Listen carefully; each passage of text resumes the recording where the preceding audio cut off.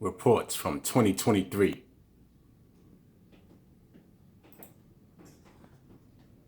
We're back with weather news. In California, areas of Yosemite Park will temporarily close this Friday as this winter's historic snowpack starts to melt and could lead to flooding. Melting snow is already creating a similar disaster along the Mississippi River, where waters are rising. Maggie Vespa reports.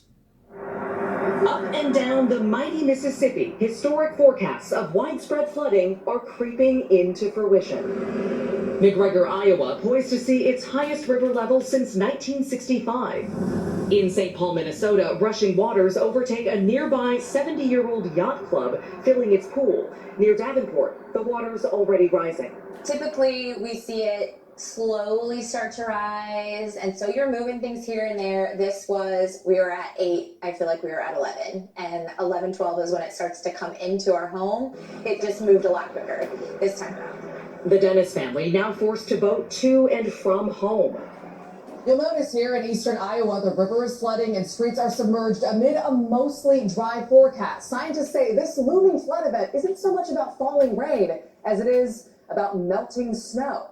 6 to 18 inches of snowpack, scientists say, are rapidly melting in North Dakota and northern Minnesota, feeding the Mississippi's headwaters. The National Weather Service predicts river levels in Minnesota will crest by mid to late week. Parts of Iowa and Illinois could rise until early next week. Stay away from that water. Don't drive around the barricades. Davenport's mayor placing his faith in a wall of sand-filled cubes used only for severe floods, which amid the climate crisis seem more common. All across the country, all across the world, these things seem to be happening.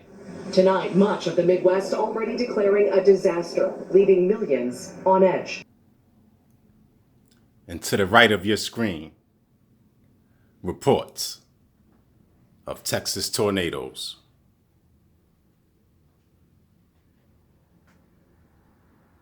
And tree limbs fly before this car lifted off. I hope this stops.